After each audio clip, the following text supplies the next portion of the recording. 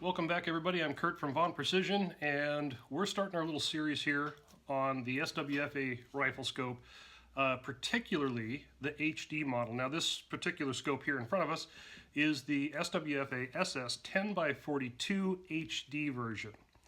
Now, to be fair, I also have the non-HD version, and I've got the cap off of there so that we can take a look at some of the internals here too. But I wanted to start off with sort of the overall impressions of one versus the other and some of the differences that I see. As probably a lot of you know, I am a fan of SWFA, even their standard version. The standard version is, you know, for the price, you cannot beat it. You just can't. The tracking capabilities of these things are spot on. They've never failed me. I've had Vortex, Leopold, Burris, I've had them all fail on me. I can't make these fail. I'm not saying they don't fail. They, you know, if everything's mechanical, give it time, it'll break. But these things are, man, they're bulletproof. So let's talk a little bit about the HD model here. One of the first things I noticed, I received, by the way, I did receive both of these in the same order. I took them out of the box and opened the packages up, looked at them side by side. The first thing that caught my eye, two things stand out. One is this has a slightly different finish on the paint. It's a little bit, I don't want to call it brighter, but it's got a little bit more of a sheen to it. It looks a little bit more quality, I guess, than the other one. Not that the other one's bad. I don't have a complaint on either one of them, really.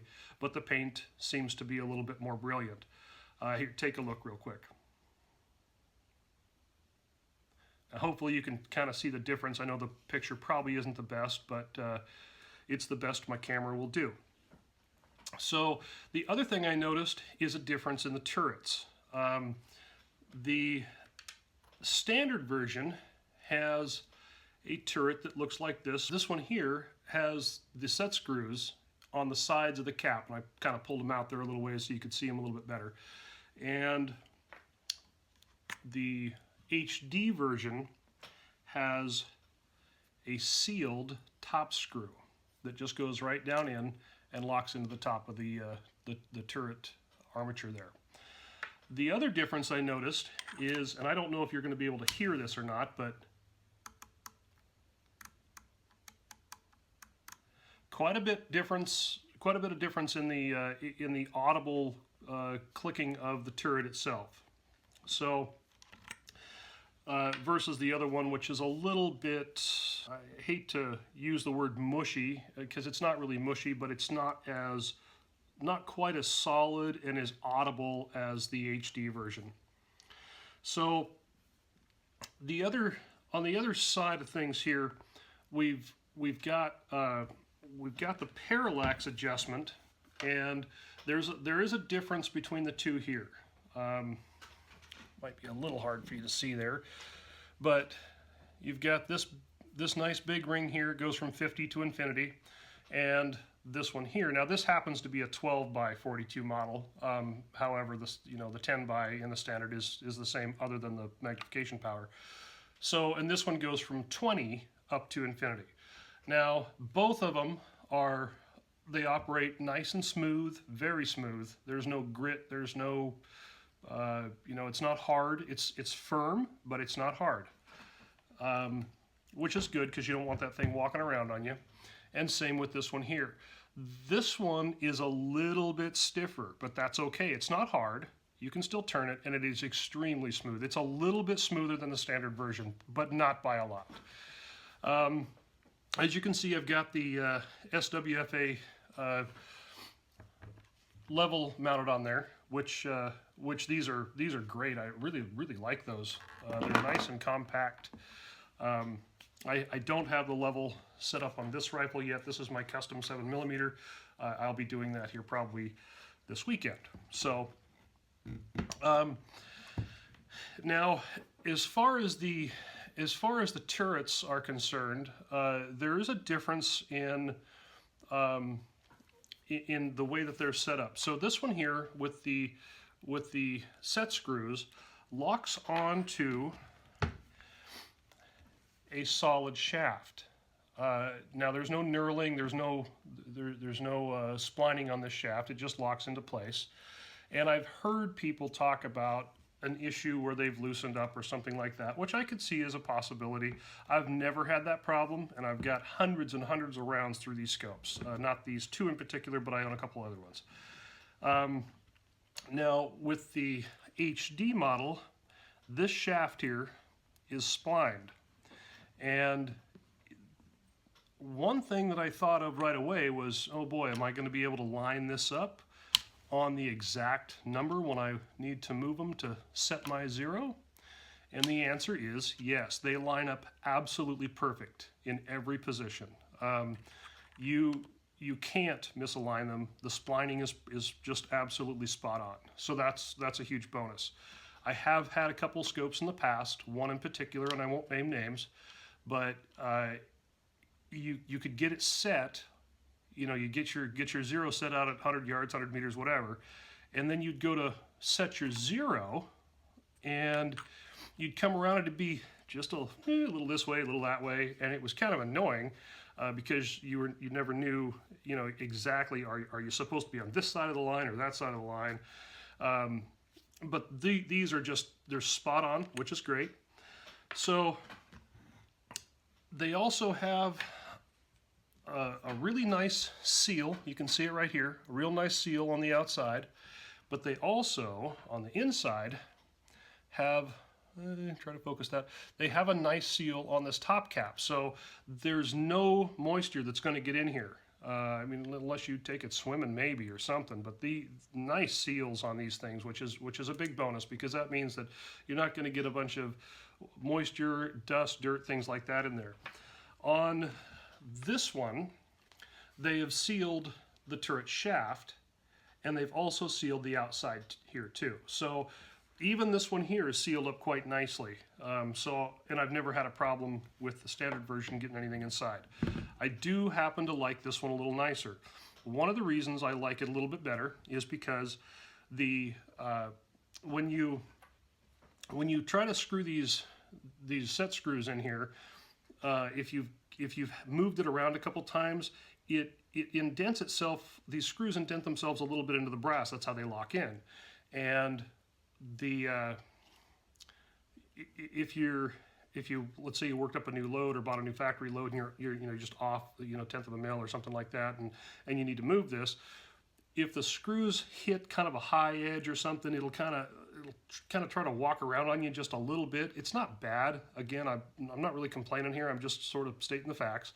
But, and you know, if you just hold it and tighten it up a little bit, you'll just kind of smush in that high edge of the you know, the knurling or whatever that's on there, which is, it's not a big deal. I'm not complaining. It still works very, very well. So let's talk a little bit about the next step here. So I received these about a week and a half ago, and the first thing I wanted to do is see what the light gathering capabilities were in comparison to each other. And so I mounted these on my Bushnell scope, spotting scope, which comes with some Picatinny rails on there, and I had them set up. And I also had my boy come over, and he was looking through them, and he didn't know anything about, you know, which one was which. So let's take a look. Let's roll into this next little clip here, and we'll see what sort of what we think about that. I know you can't hardly see me, but it's early in the morning. I'm on my back porch, and we're doing this test here to see this low light conditions on these scopes. So what I've got is my Bushnell spotting scope. I've got the HD version of the SWFA, and I have the standard version in a 12 by. The HD is a 10 by. I'm not looking for the magnification, I'm just looking for the clarification and the light gathering to see what it does. So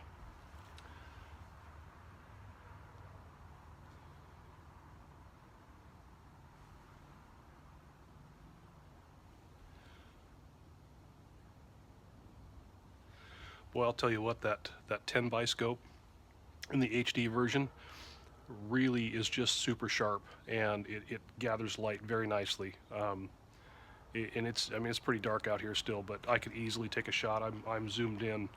This, unfortunately, the camera won't show it, but I'm zoomed in about 300 yards away on the top of a big fir tree. And even as dark as it is out here, I can zoom in with no problem at all. It's just crystal clear. I could even make out the pine cones on the tree. It's pretty cool. Now with the standard version, I can still see everything I'm looking at. It's just not quite as brilliant, but it's still very good.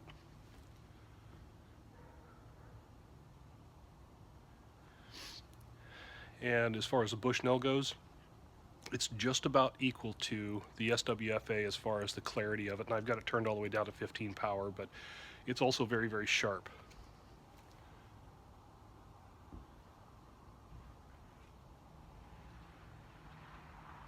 Well, I'll tell you what, the light gathering of that HD version of the SWFA is just, oh man, it's spot on. Okay, enough of watching me in the dark. Let's go back inside. Okay, this is my camera zoomed in.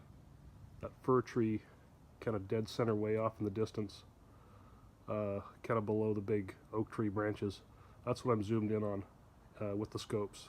And you can see here barely, but it's the camera won't pick it up, but the scopes are like, I mean, it's just like you're standing right there in front of them. It's just awesome. All right, so we're gonna get somebody who's not looked through these scopes. We're gonna get his opinion on these. So you tell me which one's the brighter one. Don't look at any literature. Okay. Tell me which one's the better scope.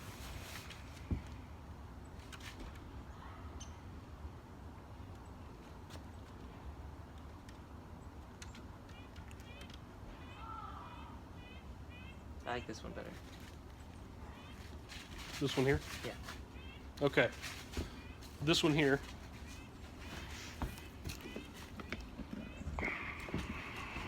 Wow. So this one here that you like the best, Yeah. that is the HD model. All right, folks, so we got to see a little bit about kind of the internals, the turret caps, the differences there, a little bit difference in the paint. I was able to take that out, as you saw, and unfortunately I can't show you what I can see. I really wish they had a camera capability that would show that. If they do, it's not in my budget, but you know, you could absolutely see the difference in the two scopes. Now, that's not to knock the standard version. The standard version is very nice. What you get in the standard version is equal to, at least in my opinion, what you'll pay $1,000 for some of the, you know, the big name stuff. The HD version is crisper, it's clearer. I really like it. I do like the turrets better. They're a little bit more, shall we call it, solid and audible. The other one, again, I hate to use the word mushy. They're not mushy, but they're just not as solid. It's what you're going to get with the HD scope, at least from, you know, looking through it here around my house, is it's going to give you probably that extra 10, 15, maybe even 20 minutes in that early morning and late evening for a hunt. Some of the best hunting I've done has been right at daybreak and right at dusk. And I'm sure a lot of you that do shooting during those times or hunting know that you know, some of the best hunting is done at those times. It's you kind of catch those nocturnal animals moving, and if it means a shot, then you can take that shot. So we're going to get out to the range and we're going to put that to the test next. I think the third part is going to be we're really going to put this thing to the test. We're going to go out, we're going to hike, we're going to hunt. Perfect time of year to do some coyote hunting. Get out there in the snow. I'm sure there'll be plenty of mud and rain, and who knows what we're going to come across. And we're really going to give this thing a thorough and honest review. Anyways, thanks for watching, folks, and we're gonna call it a day, and we're gonna get back to it here for the rest of the weekend, get this thing out, and it'll probably be a week or two before I get the range report posted and let you know how that goes. So we're going to try to get real up close and personal, show you all the shots, show you the tracking. So it'll be exciting. So stay tuned, folks. Thanks.